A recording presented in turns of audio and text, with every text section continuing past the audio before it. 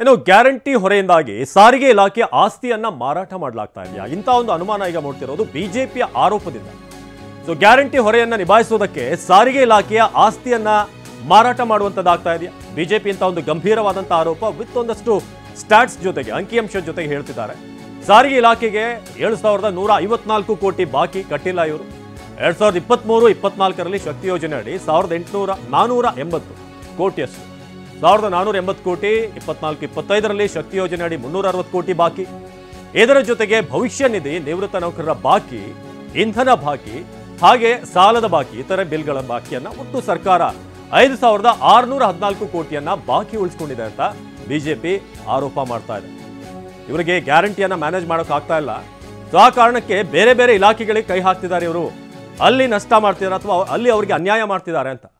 So ಇದು ಈಗ ಗ್ಯಾರಂಟಿಗಳನ್ನ manage ಮಾಡುವಂಥ ನಿಟ್ಟಿನಲ್ಲಿ ಈಗಾಗಲೇ ಇತ್ತೀಚೆಗಷ್ಟೇ ಈ ಅಂಥವರಿಗೆ ಸಂಬಂಧಪಟ್ಟ ಹಾಗೆ ಅಲ್ಲೇನು ಅನುದಾನ ಇತ್ತು ಅಲ್ಲೂ ಕೂಡ ಒಂದಷ್ಟು ಕಡಿತ ಆಗ್ತಿದೆ ಅನ್ನೋ ಒಂದು ಆರೋಪ ಆಯಿತು. ಸೊ ಅದಾದಮೇಲೆ ಇಲ್ಲಿ ಈ PF ವಿಚಾರಕ್ಕೆ ಸಂಬಂಧಪಟ್ಟ ಹಾಗೆ ಕೂಡ TV9 ವರದಿ ಮಾಡಿತ್ತು. ಈ ಥರ ಒಂದಷ್ಟು ಗೊಂದಲಗಳಲ್ಲೂ ಕೂಡ ಇದೆ ಅಂತ. ಆದರೆ ಈಗ ಭಾಳ ಮುಖ್ಯವಾಗಿ ಸಾರಿಗೆ ಇಲಾಖೆಯ ಆಸ್ತಿ ಮಾರಾಟಕ್ಕೆ ಏನಾದರೂ ಮುಂದಾದ್ರ ಅಂತ. ಸೊ ಸಾರಿಗೆ ಇಲಾಖೆಗೆ ಕಟ್ಟಿಲ್ಲ 7,154 ಕೋಟಿ. ಸೊ ಅಷ್ಟು ಬಾಕಿ ಉಳಿಸ್ಕೊಂಡಿದ್ದಾರೆ ಅಂತ ಸದ್ಯಕ್ಕೆ ಬಿಜೆಪಿ ಪ್ರಧಾನ ಕಾರ್ಯದರ್ಶಿ P. ರಾಜೀವ್ ಅವರೀಗ ಆರೋಪ ಮಾಡಿದ್ದಾರೆ.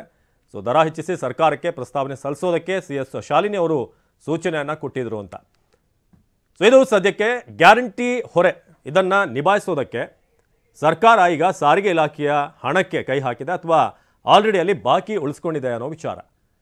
ಸೊ ಆಗಸ್ಟ್ 19ನೇ ತಾರೀಕು ಶಾಲಿನಿ ರಜನೀಶ್ ಅವರ ನೇತೃತ್ವದಲ್ಲಿ ಸಭೆಯಾಗಿತ್ತು. ಸಾರಿಗೆ ಸಂಸ್ಥೆಗಳ ಆರ್ಥಿಕ ವ್ಯವಸ್ಥೆಗಳ ಬಗ್ಗೆ ಚರ್ಚೆ ಮಾಡಲಾಗಿತ್ತು. ಇಂಧನಕ್ಕಾಗಿ ಪ್ರತಿದಿನಕ್ಕೆ ಸುಮಾರು 9.5 ಕೋಟಿ ವೆಚ್ಚವಾಗ್ತಾ ಇದೆ. ಹಾಗೆ ಸಿಬ್ಬಂದಿ ವೇತನ ಸೇರಿ 3,650 ಕೋಟಿ ಹೊರೆ. ಇದು ಮೀಟಿಂಗ್ನಲ್ಲಿ ಚರ್ಚೆ ಆದಂಥ ವಿಚಾರ. ಹಾಗಾಗಿ 15% ಪ್ರಯಾಣ ದರ ಕೂಡ ಹೆಚ್ಚು ಮಾಡಬೇಕು ಅನ್ನೋ ಸೂಚನೆ, ದರ ಹೆಚ್ಚಳ ಮಾಡಿ ಸರ್ಕಾರಕ್ಕೆ ಪ್ರಸ್ತಾವನೆ ಸಲ್ಲಿಸುವುದಕ್ಕೆ ಸೂಚನೆ ಬಂದಿದೆ.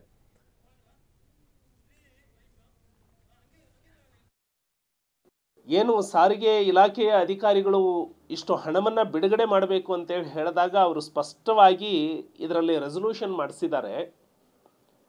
ನಿಗಮದಲ್ಲಿ ಇರುವ 200 ಎಕರೆ ಭೂಮಿಯನ್ನು ಆದಾಯ ಕ್ರೋಢೀಕರಣಕ್ಕಾಗಿ ಬಳಸುವುದು ಅಂತ. ಅದರ ಅರ್ಥ ಬೇರೆ ಏನೂ ಅಲ್ಲ. ಯಾರೋ ಹಿಂದಿನ ಪುಣ್ಯಾತ್ಮ ಒಬ್ಬ ಒಳ್ಳೆ ಆಫೀಸರ್ ಬಂದಿದ್ರು ಅಂತ ಹೇಳಿ ಅಸೆಟ್ಟನ್ನು ಕ್ರಿಯೇಟ್ ಮಾಡಿದರು. ಆ 200 ಎಕರೆಯನ್ನು ಮಾರಾಟ ಮಾಡಿ ನಿಮ್ಮ ಸಾಲವನ್ನು ತೀರಿಸ್ಕೊಳ್ಳಿ, ಸರ್ಕಾರ ಕೊಡುವ ಸ್ಥಿತಿಯಲ್ಲಿ ಇಲ್ಲ ಅಂತ ಹೇಳಿ ಸ್ಪಷ್ಟ ಹೇಳಿದ ಹಾಗೆ. ನನಗೆ ಇರುವಂತಹ ಸರ್ಕಾರಿ ದಾಖಲೆಗಳ ಮಾಹಿತಿಯ ಪ್ರಕಾರವೇ 2023-24ನೇ ಸಾಲಿನಲ್ಲಿ ಶಕ್ತಿ ಯೋಜನೆಗೆ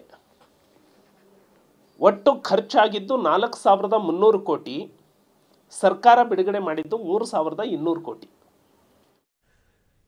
ನಮ್ಮ ಪ್ರತಿನಿಧಿ ಕಿರಣ್ ಈ ಬಗ್ಗೆ ಹೆಚ್ಚಿನ ಮಾಹಿತಿಯನ್ನು ನೀಡ್ತಾರೆ ನೇರ ಸಂಪರ್ಕದಲ್ಲಿ. ಕಿರಣ್, ಇದೀಗ ಈ ಗ್ಯಾರಂಟಿಗಳನ್ನು ಮ್ಯಾನೇಜ್ ಮಾಡೋದಕ್ಕೆ ಬಜೆಟ್ನ ಕೊರತೆ ಆಗ್ತಿದೆ, ಹಾಗಾಗಿ ಬೇರೆ ಬೇರೆ ಇಲಾಖೆಗಳಿಗೆ ಸರ್ಕಾರ ಕೈ ಹಾಕ್ತಿದೆ ಅನ್ನೋ ಆರೋಪ ಹಿಂದಿನಿಂದ ಕೂಡ ಕೇಳ್ತಾ ಬಂದಿದ್ದು, ಯಾವಾಗ ಈ ಗ್ಯಾರಂಟಿ ಅನುಷ್ಠಾನಕ್ಕೆ ಬಂತು ಆಗಿಂದ.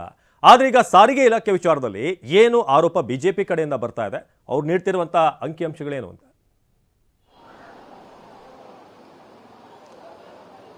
ಅವಿನಾಶ್, ಗ್ಯಾರಂಟಿ ಯೋಜನೆಗಳನ್ನು ಮುಂದುವರಿಸುವಂಥ ವಿಚಾರದಲ್ಲಿ ಬೇಕಾಗಿರುವಂಥ ಹಣಕಾಸು ಅನುದಾನದ ವಿಚಾರದಲ್ಲಿ ಯಾವುದೇ ಸಮಸ್ಯೆ ಇಲ್ಲ ಅನ್ನುವಂಥ ವಿಚಾರವನ್ನು ರಾಜ್ಯ ಸರ್ಕಾರ ಹೇಳ್ತಾ ಇದ್ರು ಕೂಡ ಮತ್ತೆ ಮತ್ತೆ ಆರೋಪಗಳು ಬರ್ತಾನೆ ಇದೆ. ರಾಜ್ಯ ಸರ್ಕಾರ ಬೇರೆ ಬೇರೆ ಅನುದಾನಗಳನ್ನ ಬಳಸಿಕೊಂಡು ಗ್ಯಾರಂಟಿ ಯೋಜನೆಯನ್ನು ನಡೆಸ್ತಾ ಇದೆ, ಸಾಕಷ್ಟು ಅನುದಾನ ಸಾಕಾಗ್ತಿಲ್ಲ ಅನ್ನುವಂಥದ್ದು ಬಹಳ ಯಾವಾಗಿಂದ ಗ್ಯಾರಂಟಿಯ ಅನುಷ್ಠಾನಕ್ಕೆ ಬಂತು ಆವಾಗಿನಿಂದಲೂ ಕೂಡ ಆರೋಪಗಳನ್ನು ವಿಪಕ್ಷ ಬಿಜೆಪಿ ಮಾಡ್ತಾನೆ ಇದೆ. ಸಾಕಷ್ಟು ಬಾರಿ ಬಿಜೆಪಿ ಆರೋಪವನ್ನು ಮಾಡಿತ್ತು, ಬೇರೆ ಬೇರೆ ಅನುದಾನಗಳನ್ನು ರಾಜ್ಯ ಸರ್ಕಾರಕ್ಕೆ ಡೈವರ್ಟ್ ಮಾಡಿದೆ ಅನ್ನುವಂಥ ಆರೋಪವನ್ನು ಮಾಡಿತ್ತು. ಇದೀಗ ಮತ್ತೆ ಮಾಡ್ತಿರುವಂಥ ಆರೋಪ ಏನಂದ್ರೆ ಸಾರಿಗೆ ಇಲಾಖೆಯಲ್ಲಿರುವಂತಹ ಆದಾಯ ಕ್ರೋಢೀಕರಣಕ್ಕೆ ಇರುವಂತಹ ಅಂಶಗಳನ್ನು ತೆಗೆದುಕೊಂಡು ಈಗ ಮತ್ತೆ ರಾಜ್ಯ ಸರ್ಕಾರ ಆದಾಯ ಕ್ರೋಢೀಕರಣಕ್ಕೆ ಮುಂದಾಗಿದೆ ಅನ್ನುವಂತಹ ಆರೋಪವನ್ನು ಮಾಡಿದೆ. ಪ್ರಮುಖವಾಗಿ ಇಲ್ಲಿರುವಂತಹ ವಿಚಾರ ಏನಂದ್ರೆ ಆಗಸ್ಟ್ ತಿಂಗಳಲ್ಲಿ ನಡೆದಿರುವಂತಹ ಸಭೆಯ ವಿಚಾರವನ್ನು ಇಲ್ಲಿ ಬಿಜೆಪಿ ಪ್ರಸ್ತಾಪ ಮಾಡ್ತಾ ಇದೆ. ಅಂದ್ರೆ ಆಗಸ್ಟ್ ತಿಂಗಳಲ್ಲಿ ಮುಖ್ಯ ಕಾರ್ಯದರ್ಶಿ ಶಾಲಿನಿ ರಜನೀಶ್ ನೇತೃತ್ವದಲ್ಲಿ ನಡೆದಂತಹ ಸಭೆಯಲ್ಲಿ ರಾಜ್ಯ ಸರ್ಕಾರಕ್ಕೆ ಅಂದ್ರೆ ಸಾರಿಗೆ ಇಲಾಖೆಯಲ್ಲಿ ಆದಾಯ ಕ್ರೋಢೀಕರಣಕ್ಕೆ ಬೇಕಾಗಿರುವಂತಹ ಕ್ರಮಗಳ ಬಗ್ಗೆ ಚರ್ಚೆಯನ್ನು ಮಾಡಲಾಗಿದೆ. ಆ ಚರ್ಚೆಯಲ್ಲಿ ತೆಗೆದುಕೊಂಡಂತಹ ನಿರ್ಣಯದ ಪ್ರಕಾರವಾಗಿ ಆದಾಯ ಕ್ರೋಢೀಕರಣಕ್ಕೆ ನಿಗಮದ ಬಳಿ ಇರುವಂತಹ ಸುಮಾರು 200 ಎಕರೆ ಭೂಮಿಯನ್ನು ಆದಾಯ ಕ್ರೋಢೀಕರಣಕ್ಕೆ ಬಳಕೆ ಮಾಡಿಕೊಳ್ಳಬಹುದು ಮಾಡಬಹುದು ಅನ್ನುವಂತ ರೀತಿಯಲ್ಲಿ ಆ ಸಭೆಯಲ್ಲಿ ಮುಖ್ಯ ಕಾರ್ಯದರ್ಶಿಗಳ ನೇತೃತ್ವದಲ್ಲಿ ನಡೆದಂತಹ ಸಭೆಯಲ್ಲಿ ನಿರ್ಣಯವನ್ನ ಮಾಡಲಾಗಿದೆ. ಅಂದ್ರೆ ಇಲ್ಲಿ ಬಿಜೆಪಿ ಮಾಡ್ತಿರುವಂತಹ ಆರೋಪ ಏನಂದ್ರೆ ಇಲ್ಲಿ ರಾಜ್ಯ ಸರ್ಕಾರ ಅಥವಾ ಸಾರಿಗೆ ಇಲಾಖೆ ನಿಗಮಕ್ಕೆ ಸಾರಿಗೆ ಇಲಾಖೆಗೆ ಸೇರಿದಂತಹ ಭೂಮಿಯನ್ನ ಮಾರಾಟ ಮಾಡೋದಕ್ಕೆ ಹೊರಟಿದೆ, ಖಾಸಗಿಯವರಿಗೆ ಅದನ್ನ ಪರಭಾರೆ ಮಾಡೋದಕ್ಕೆ ಹೊರಟಿದೆ, ಆ ಮೂಲಕ ಇಲ್ಲಿ ಆದಾಯ ಕ್ರೋಢೀಕರಣವನ್ನ ಮಾಡೋದಕ್ಕೆ ಹೊರಟಿದೆ ಅನ್ನುವಂತ ಒಂದು ಆರೋಪವನ್ನ ಮಾಡುತ್ತಿದೆ. ಬಿಜೆಪಿ ರಾಜ್ಯ ಪ್ರಧಾನ ಕಾರ್ಯದರ್ಶಿ ಪಿ ರಾಜೀವ್ ಹೇಳಿರುವಂತಹ ಮಾತು ಕೂಡ ಇದೆ. ಯಾಕೆಂದ್ರೆ ಆದಾಯ ಕ್ರೋಢೀಕರಣಕ್ಕಾಗಿ ಖಾಸಗಿಯವರಿಗೆ ಭೂಮಿಯನ್ನ ಮಾರಾಟ ಮಾಡುವ ಮುಖಾಂತರವಾಗಿ ಗ್ಯಾರಂಟಿ ಯೋಜನೆಗಳನ್ನ ಮುಂದುವರಿಸುವಂತಹ ವಿಚಾರದಲ್ಲಿ ರಾಜ್ಯ ಸರ್ಕಾರ ಈ ಮೂಲಕ ತನ್ನ ಆದಾಯವನ್ನ ಉಳಿಸಿಕೊಳ್ಳುವಂತ ಆದಾಯವನ್ನ ಕ್ರೋಢೀಕರಣ ಮಾಡುವಂತಹ ಪ್ರಯತ್ನವನ್ನ ಮಾಡ್ತಿದೆ. ಇಲ್ಲಿ ರಾಜ್ಯ ಸರ್ಕಾರ ಎಲ್ಲವನ್ನೂ ಕೂಡ ಸರ್ಕಾರಿ ಆಸ್ತಿಗಳನ್ನು ಅಡಮಾನ ಇಡುವ ಮುಖಾಂತರವಾಗಿ ಪರಭಾರೆ ಮಾಡುವ ಮುಖಾಂತರವಾಗಿ ಆದಾಯ ಕ್ರೋಢೀಕರಣ ಮಾಡಿ ಎಲ್ಲವನ್ನೂ ಕೂಡ ಸರ್ಕಾರಿ ಆಸ್ತಿಗಳನ್ನ ಮಾರಾಟ ಮಾಡುವಂತಹ ಒಂದು ಪ್ರಯತ್ನವನ್ನ ಮಾಡ್ತಿದೆ ಅನ್ನುವಂಥ ಆರೋಪವನ್ನ ಇಲ್ಲಿ ವಿಪಕ್ಷ ಬಿಜೆಪಿ ಮಾಡ್ತಾ ಇರುವಂತದ್ದು. ಅಂದ್ರೆ ಆರಂಭದಿಂದಲೂ ಬಿಜೆಪಿ ಆರೋಪ ಇತ್ತು ಅವಿನಾಶ್, ಏನಂದ್ರೆ ಆದಾಯ ಕ್ರೋಢೀಕರಣಕ್ಕಾಗಿ ರಾಜ್ಯ ಸರ್ಕಾರ ಬೇರೆ ಬೇರೆ ರೀತಿಯಾದಂತಹ ಫಂಡ್ ಗಳನ್ನ ಡೈವರ್ಟ್ ಮಾಡ್ತಾ ಇದೆ, ಸರ್ಕಾರದ ಬಳಿ ಸಾಕಷ್ಟು ಫಂಡ್ ಇಲ್ಲ ಅನ್ನುವಂಥದ್ದು.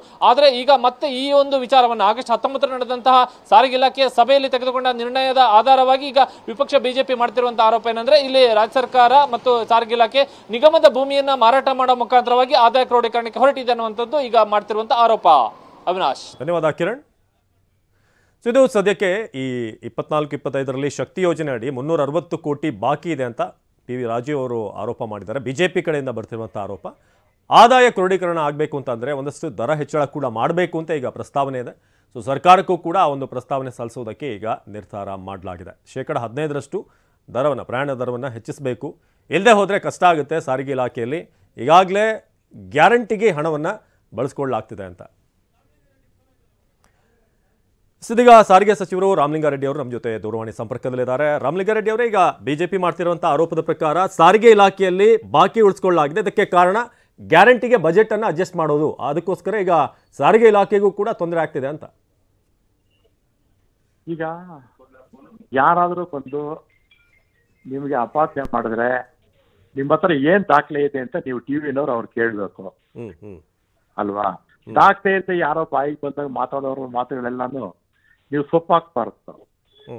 ಆಮೇಲೆ ಯಾವ್ದಾನ ಒಂದು ಪ್ರಾಪರ್ಟಿ ಮಾಡ್ಬೇಕಾಗಿದ್ರೆ ಅಲ್ಲಿ ಆಡಳಿತ ಮಂಡಳಿ ಇದೆ. ಆಡಳಿತ ಮಂಡಳಿಗೂ ನಾನೇ ಚೇರ್ಮನ್ ಬೋರ್ಡ್ಗೆ, ಮತ್ ನಾನೇ ಮಂತ್ರಿ ಇದ್ದೀನಿ. ಆಮೇಲೆ ಯಾವ ಒಂದ್ ಅಂಗಲ ಏನಲ್ಲಿ 1 ಎಕರೆ ಅಲ್ಲ, ಒಂದೇ ಒಂದು ಅಂಗಲ ಭೂಮಿ ಕೂಡ ನಾವು ಯಾವ್ದು ಕೂಡ ಮಾರ್ತಿಲ್ಲ. ಯಾಕೆ ಮಾರ್ಬೇಕು? ಏನ್ ಬಿಜೆಪಿ ತರ ನಾವೇನು ಕೆಟ್ಟ ಆಡಳಿತ ಮಾಡ್ತಾ ಇದೀವ? ಆ ಬಿಜೆಪಿ ಅವರಿಗೆ ನಾಚಿಕೆ ಇಲ್ಲ. 5,900 ಕೋಟಿ ಸಾಲ ಇಟ್ಬಿಟ್ಟು ಹೋಗ್ಬಿಟ್ಟಿದ್ದಾರೆ. ರಾಮಲಿಂಗಾರೆಡ್ಡಿ ಅವರಲ್ಲಿ ಈ ಬಿಜೆಪಿ ಅವರು ಇಟ್ಟಿರುವ ಆಗ್ಲೇ ಆರಂಭದಲ್ಲಿ ಏನು ಅಂಕಿಅಂಶ ಕೇಳಿದ್ರಿ, ಏನ್ ಡಾಕ್ಯುಮೆಂಟ್ ಇದೆ ಅಂತ, ಶಾಲಿನಿ ರಜನೀಶ್ ಅವ್ರು ಏನ್ ಮೀಟಿಂಗ್ ಮಾಡಿದ್ರು ಅದರ ಆಧಾರದ ಮೇಲೆ ಮೀಟಿಂಗ್ ನಲ್ಲಿ ಏನೇನು ಚರ್ಚೆ ಆಯ್ತು ಅದ್ರ ಮೇಲೆ ಆರೋಪ ಮಾಡಿರೋದು. ಒಂದ್ ನಿಮಿಷ, 1000 ಕಡೆ 1000 ಮೀಟಿಂಗ್ ಮಾಡ್ಕೊಳ್ತಾರೆ. ಮಂತ್ರಿ ಯಾರು? ಇಲಾಖೆಗೆ ನಾನು. ಆಮೇಲೆ BMTC ಆಡಳಿತ ಮಂಡಳಿ ಅಧ್ಯಕ್ಷ ಯಾರು? ನಾನು. ಯಾವ್ದಾನ ಮಾರಿದೀವ? ಒಂದಂಗಲ ಏನೇ ಒಂದಂಗಲಕ್ಕೆ ಒಂದಂಗಲ ಇದೆಯಲ್ಲ, ಯಾವ್ದಾನ ಮಾರಿದ್ರೆ ತೋರಿಸ್ಬಿಡ್ಲಿ. ಯಾರ ದಾರಿ ಹೋಗ್ತಾರೆ ಮಾತಾಡಲ್ಲ, ನೀವು ಬೆಲೆ ಕೊಡಕ್ ಹೋಗ್ಬೇಡಿ. ಓಕೆ ಓಕೆ ಓಕೆ ಓಕೆ ಈ ಮೀಟಿಂಗ್ ನಲ್ಲಿ ಏನಂದ್ರೆ ಈ ಭೂಮಿ ಮಾರಾಟಕ್ಕೆ ಸಂಬಂಧಪಟ್ಟ ಹಾಗೆ ಈಗ ಬಿಜೆಪಿ ಪ್ರಶ್ನೆ ಮಾಡ್ತಿರೋದು ಅದೇನೆ, ಆ ಮೀಟಿಂಗ್ ನಲ್ಲೇ ಚರ್ಚೆ ಆಗಿದೆ ಅಂತ. ರಾಮಲಿಂಗಾರೆಡ್ಡಿ ಅವರೇ, ಧ್ವನಿ ಕೇಳಿಸ್ತಿದೆ ನಿಮಗೆ? ಓಕೆ, ಸಂಪರ್ಕ ಕಡಿತ ಆಗಿದೆ. ರಾಮಲಿಂಗಾರೆಡ್ಡಿ ಅವರು ಮಾತನಾಡ್ತಾ ಇದ್ರು. ಇದು ಈ ಮೀಟಿಂಗ್ನಲ್ಲಿ ಚರ್ಚೆ ಆದಂಥ ವಿಚಾರಕ್ಕೆ ಸಂಬಂಧಪಟ್ಟ ಹಾಗೆ ರಾಮಲಿಂಗಾರೆಡ್ಡಿ ಅವರು ಹೇಳ್ತಿರುವಂಥದ್ದು ಮಂತ್ರಿ ಯಾರಿರೋದು, ಅದರ ಜವಾಬ್ದಾರಿ ಯಾರಿಗಿದೆ, ಅವ್ರನ್ನ ಕೇಳಬೇಕಾಗುತ್ತೆ ಅನ್ನೋ ರೀತಿಯಾಗಿ.